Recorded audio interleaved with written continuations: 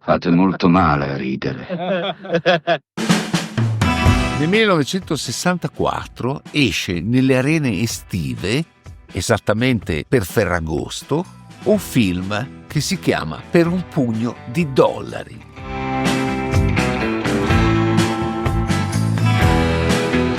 Prepara 3 casse. È firmato da un regista che si chiama nei titoli Bob Robertson, in realtà tutti nel mondo del cinema sanno che è Sergio Leone, che utilizza il nome d'arte del padre, che negli anni 30 era stato un attore e poi un regista, cioè Roberto Roberti, mentre tra gli attori troviamo Gianmaria Volonté, che però si chiama nei titoli John Wells. Come Don Santo non è altro che Ennio Morricone.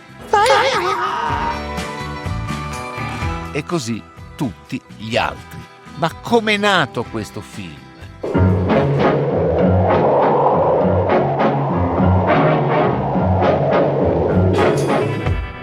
È nato dal fatto che gli amici di Sergio Leone, quelli che avevano collaborato ai Peplum insieme a lui, Duccio Tessari, Enzo Barboni e Sergio Corbucci, gli dicono: guarda, c'è un film che ci piace moltissimo, si chiama La vendetta del samurai, con Toshiro Mifune di Akira Kurosawa. È uscito nel 1961, ma Akira Kurosawa era già stato nel 1950 il vincitore del Leone d'Oro al Festival di Venezia e Oscar come miglior film straniero con Rashomon, e poi aveva fatto anche I 7 Samurai qualche anno dopo.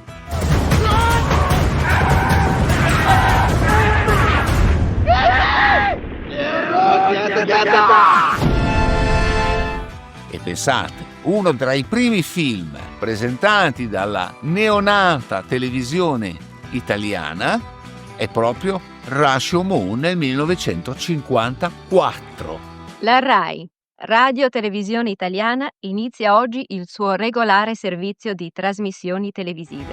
È entusiasta Sergio Leone. Dice: questo film lo si può trasformare in un grande western. The man with no name. Danger fits him like a tight black glove. Lui ammirava molto John Ford, era un appassionato. Va da 2 produttori che si chiamano Papi e Colombo della Jolly Film e gli propone di fare il film, però dichiara che in fondo la trama è quella di Yojimbo, così era il titolo originale della vendetta del samurai. Lui dice: non c'è problema, compriamo i diritti, eccetera eccetera.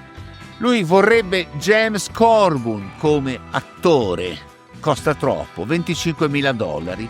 Prendono invece un attore che aveva fatto molta televisione e l'anno precedente aveva fatto per la prima volta alla televisione americana un film western, un tal Clint Eastwood.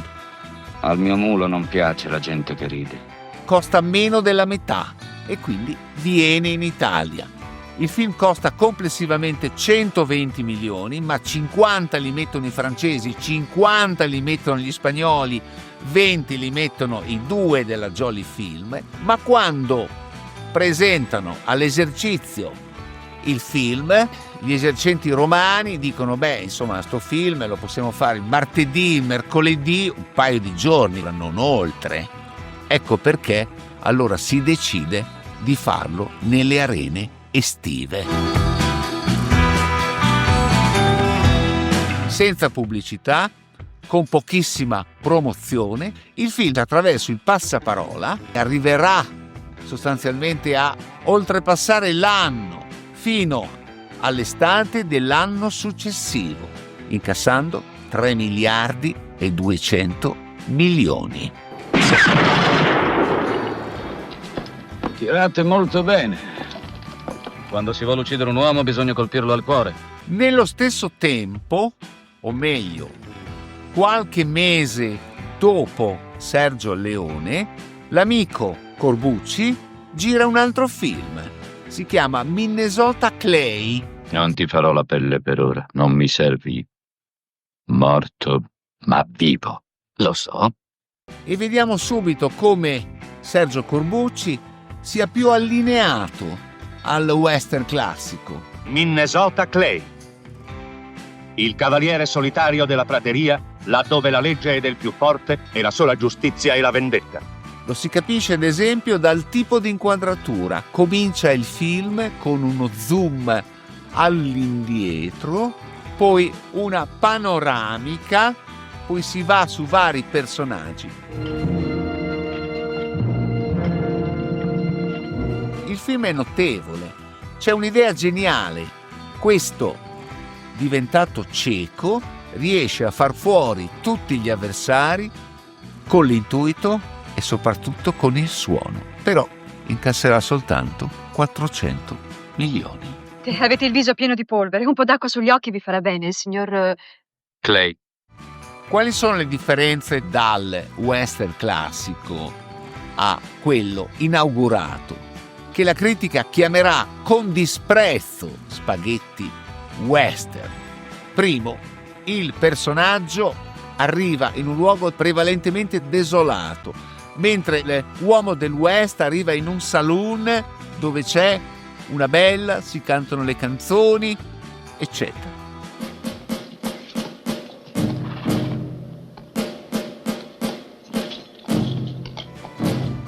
Secondo, l'uomo del West, per la legge, il codice ICE, non può mostrare nello stesso momento, nella stessa inquadratura, chi spara e chi viene ucciso, trasgredito immediatamente dal western all'italiano. Terzo, non c'è una violenza così estrema. Era impossibile immaginare nel western classico un Jimmy Stewart, un Joe Wayne, un Gary Cooper pestato a sangue, quasi torturato, mentre invece nel western italiano l'eroe riesce a essere picchiato, poi con fortuna a uscire da una situazione assolutamente degradata e spiacevole. Insomma, è la violenza, la novità del western all'italiana.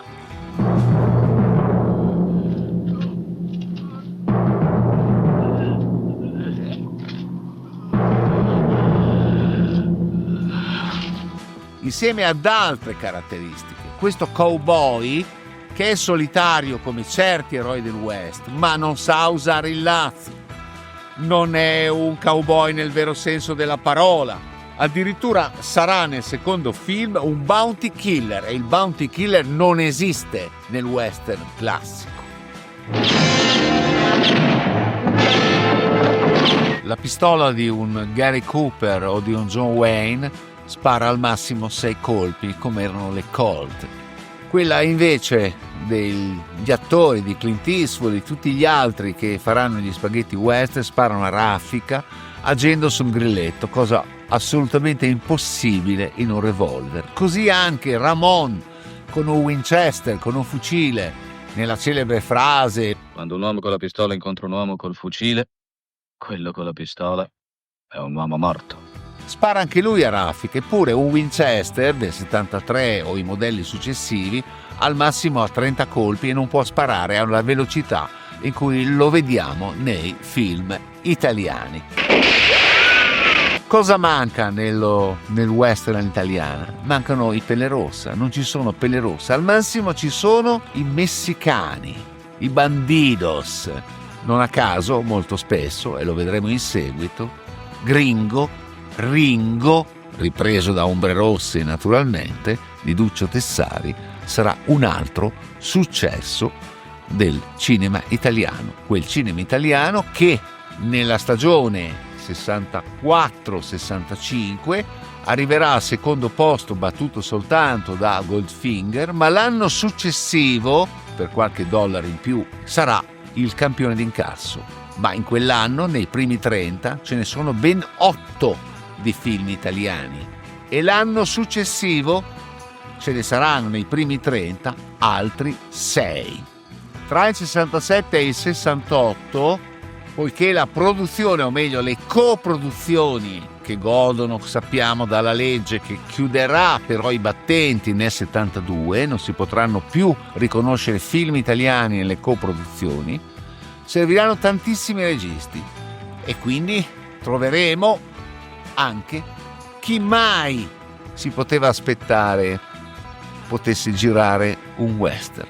I registi impegnati, i registi politici, anche ormai ritenuti maestri del cinema.